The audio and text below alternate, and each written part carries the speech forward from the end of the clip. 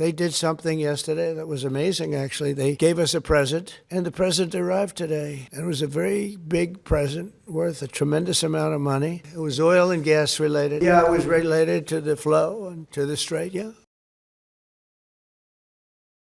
What's up at welcome sa Pochoklak. Sa channel nito, may kong sumuri ng mga relo ng mga kilalang personalidad at magbigay sa inyo ng masabot kayang alternatibo. Ako ay malungkot dahil hindi ako makalangoy ngayon sa Strait of Hormuz. Kaya naman sa video nito, minabuti ko na sumuri ng 4 sa relo na isinusuot ni US President Donald Trump. Ang source natin for this video is a website called timefordiamonds.com. Meron silang article about the watches na isinusuot ng kasalukuyang potas. Bago po tayo magsimula, kung mahilig po kayo sa mga Dubai Chewy Cookie or hindi nyo pa ito na-try, I do suggest going to bakes.ph and ordering from them. Sobrang sarap po ng mga gawa nilang Dubai Chewy Cookie at adik na po ako sa kasalukuyan. Hindi na po ako magpapaligoy-ligoy pa. Tara na!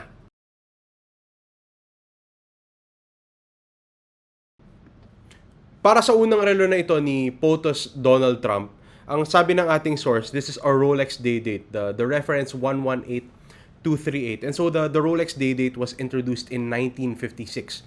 At that time, nireplace niya ang isang Rolex watch na may complication na tinatawag na triple calendar moon phase. Kung hindi ako nagkakamali, that was probably the reference 8171. And at that time, since nireplace nga yun ng Rolex day date, the day date then became the most complicated watch with just the day date complication. So the day portion is displayed at the 12 o'clock position with this window na parang shaped like an arch, and then at the 3 o'clock position, we see the date and magnified yan with a cyclops para mas madaling basahin. So nung time na lumabas yung day date, it was considered the top of the line pagdating sa mga Rolex watches. And to a certain extent, that continues up to this day, especially with the Rolex day date models in the current lineup only being available in precious metals. And that has always been the case since 1956, save for a few anomalies here and there. One thing that I will note is that if you look at the style of the bracelet of the Rolex day date, it's quite different from what people typically associate with Rolex, lalo na dito sa Pilipinas. We associate it with the Jubilee style bracelet. But in its current iteration, the Rolex day date is in the president's bracelet. And I think that's sort of fitting for someone like Donald Trump, the current president of the United States, to wear this watch. And hindi naman siya ang pinakauna. There are a number of US presidents that have worn this watch before, and Rolex sort of doubled down on that when they did advertise this as a president's watch. And so you will hear some people here in the Philippine market call this the presidential watch, the president's watch. And this specific version of the Rolex day date, the 118238, is already discontinued along with its many variations. But on the secondary market, I still see it sell for up to $45,000 in Philippine peso terms. Yan ay nasa mga 2.8 million pesos plus shipping, taxes, and duties pa. Kasi this specific reference, I don't find it all that much in the Philippine secondary market. As an alternative to the Rolex day date, I am presenting you the Casio day date. So ilalagay ko lang yung reference dito para kung interesado kayo, madali nyong ma-search. So this watch I selected because of a few things. Number one would be the day date complication. So the presentation of the day and the date are quite similar between these two watches, with the key differences being the lack of a cyclops at the pagdating sa crystal nung Casio. Aside from that, the other reason would be just the overall gold look of this watch. So mapapansin nyo, the case is gold, even the dial is gold, and the bracelet is gold. That's the reason why parang immediately I think it's a good alternative. And then you look at the size of this watch at 35 millimeters. I think the day date 118238 and this watch are quite comparable. And then when it comes to the concessions, what are you giving up if you choose the Casio compared to the Rolex? So the first thing would be just the materials that are present here. The day date would be using gold, and this one would be stainless steel coated with gold, probably PVD coated para ma-achieve yung gold tone ng relo. Aside from that, the movement in this watch is a quartz movement. And finally, the finishing of this watch, especially when you hold these two side by side, the difference is going to be so stark. It's night and day. Obviously, this is a Casio watch. It's not intended to be a luxury product, and that's why it's going to be rough around the edges. One of the key defining characteristics of any luxury product would be the craftsmanship. And obviously, that craftsmanship would be way less when you have the Casio, lalo na wala namang touch talaga ng tao, most likely, when it comes to the production of this watch. Pero kasi, with those concessions in mind, when it comes to the price, and ang relo na ito, it retails for 6,570 pesos. It's easy to look past all of those shortcomings and just think this is a pretty cool looking watch if you want to achieve that look. Lodi nyo ba si POTOS Trump? Kung lodi nyo siya, this is a good choice for you to sort of emulate that look.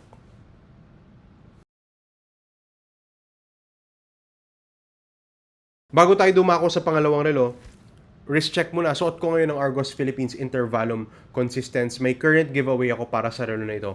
To learn how you can win, please check the pinned comment in the comment section down below. So, ang relo na ito, sabi ng source natin, this is a Rolex day date, reference 228235. This is the latest version of the Rolex day date. Merong 40mm version and there's a 36mm version, but it's the bigger one that we're talking about here specifically. And it's in this specific configuration na rose gold bracelet and case, and the dial is green, and to me this is just a super classy combination. And sabi din ng source natin, this was gifted by a Twitch streamer to current US President Donald Trump. So this being a lovely watch with all of the materials, with all of the modernizations that Rolex has brought in, this watch, it retails for just upwards of 3 million pesos. And that is a lot of money, pero obviously if you go to Rolex stores at gusto nyo bilhin ng relo na ito, it would not be available. And on the secondary market, kung gusto nyo agad siyang mabili, maaari kayong abutin ng hanggang 3.6 million pesos. When it comes to the alternative to this watch, I'm still recommending the Casio Day Date. So it's a similar one to the one I presented earlier, albeit kulay green ang case na ito, and the retail price is the same at 6,570 pesos. And when it comes to the concession, sabi ko nga kanina, it's mostly the materials, the finishing, and the movement. But with that price, I think mas malayo pa nga kasi 3.6 million to, hanggang 3.6 million pag binili nyo sa secondary market. If you're looking for an option now and you want the green and gold combination, albeit yellow gold siya dito, this Casio is a good option for you.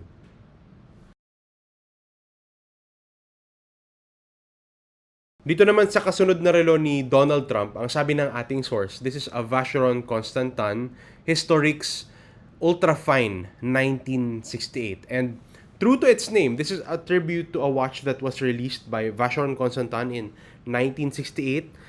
I think that was the reference 7614. And this is really for me the ultimate dress watch look, coming from 1/3 of the holy trinity of Swiss watchmaking, albeit medyo underrated currently yung Vacheron Constantin compared to Audemars Piguet and Patek Philippe. So when I say the ultimate dress watch, when it comes to the size, this one is 35 millimeters across. It's got a rose gold case. It's got a white dial. It's a two-hander. The markers are super simple, and I think this is just a super clean look. Lagi ko sinasabi sa channel na ito na fan ako ng dress watches, especially when I see it sa mga wrists ng mga celebrities and politicians. And this is one of those rare cases where I'm just really sort of impressed by the watch choice here. Vacheron Constantin, an underrated brand compared to the two, sabi ko nga kanina.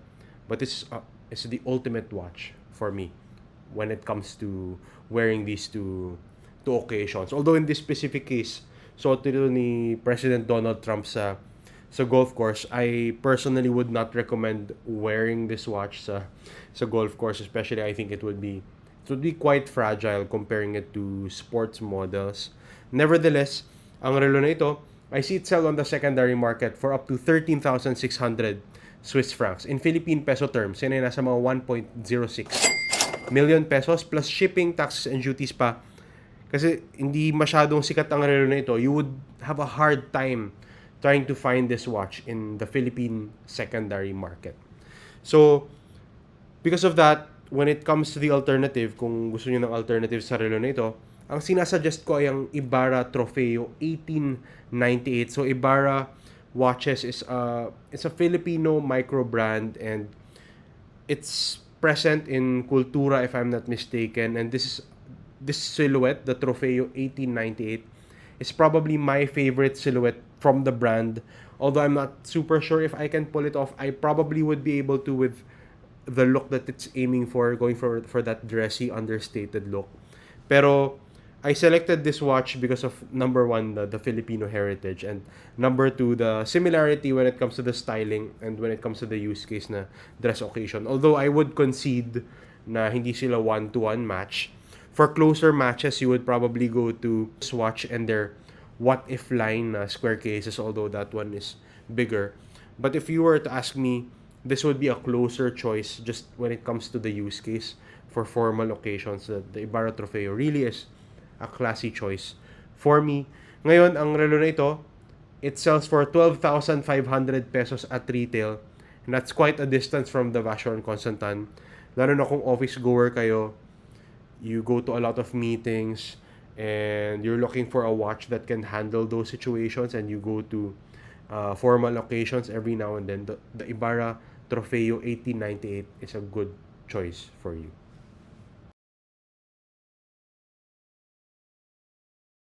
So itong pang-apat na relo ni POTOS Donald Trump, ang sabi ng ating source, this is Patek Philippe Golden Ellipse reference 3738. The Golden Ellipse line from Patek Philippe was actually introduced in 1968, but it had a smaller case size then. Ang relo naman na ito, the specific version, the 3738, it actually has a diameter of 31 millimeters across, but top to bottom, it actually measures 35 millimeters. And when this specific reference was released, the 3738, it was already considered to be the jumbo size. And, that speaks to how far we've come size-wise from that time to today. But that's just me really preferring smaller sized watches, although I'm not sure if I would be able to pull this one off. So, the 3738 was actually considered historic for its time kasi it had the caliber 240 from Patek Philippe, and that watch was super thin, probably the thinnest automatic movement at that time kasi yung rotor niya, instead of being on top of the movement or below the movement, it was super small, and it was fitted alongside the other components, and that made it quite a thin watch. And even to this day, when a watch has a micro rotor, parang significant na achievement na yan that the brands would sell you on. So ang relo na ito, on the secondary market, I see it sell for up to 39,100 euros. In Philippine peso terms, yan ay nasa mga 2.8 million pesos. Again, plus shipping, taxes, and duties pa.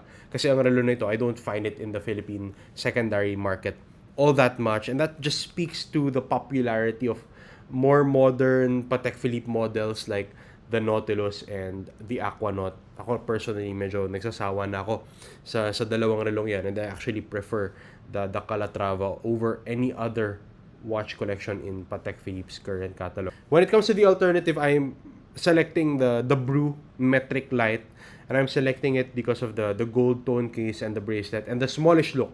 So this watch actually measures 30 millimeters across. That's smaller than the case diameter of the Golden Ellipse 3738. And concession wise, the materials and the movement and the finishing would be the key concessions here. So material here, the case would be actually made of stainless steel along with the bracelet, and it's PVD coated to achieve that gold look. Tapos the finishing, of course, will not be on the same level as the Patek Philippe, and the movement as well will not be on the same level as the Patek Philippe.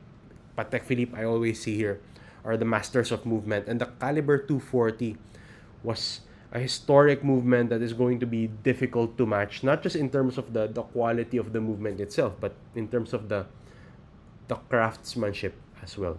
However, ang relo na ito, it sells on Bru's website for 22,900 pesos plus shipping, taxes, and duties pa kasi you would have to import the watch. But even with those added on to the cost, it would still be far off from the Patek Philippe Golden Ellipse reference 3738.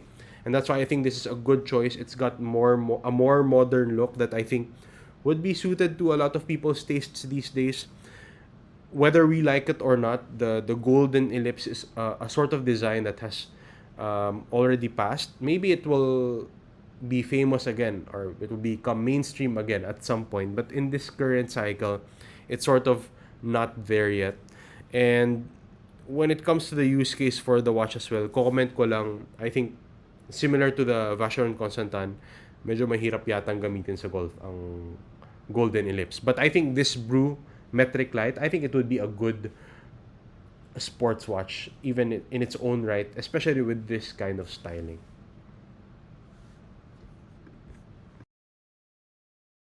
Ayun! Nakita na tayo ng 4 sa mga relo ni current US President Donald Trump. At kung tama ang ating source kung ano mga relong ito, kung gusto nyo silang bilhin today, maaari kayong abutin ng humigit kumulang 10 million pesos. I did the math, and in Brent crude oil terms, yan po ay makakabili ng mga 6,700 Brent crude oil barrels given current market prices and current foreign exchange rates. Kung kailangan ko pong pumili ng aking favorite sa collection na ito, ang pinapaborito ko dyan, the Vacheron Constantin Historiques 1968. I love how classy and under the radar this model is, but at the same time, super elegant with the rose gold case and that white dial. Sobrang ganda for me. At doon naman po tayo sa alternatives. Ang pinakapaborito ko dyan, yung Ibarra Watches Trofeo.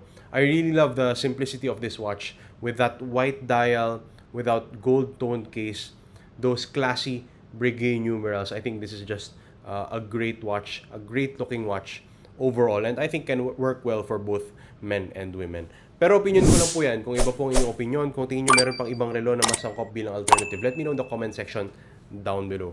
Kung nagustuhan nyo ang video nito, please hit the like button. At kung trip nyo yung ganitong klaseng content, watch reviews, pagsuri sa mga relo ng mga kilalang personalidad, please subscribe to the channel and hit the bell icon. Yun lang po. Maraming salamat sa oras ng panonood. Laters, yo!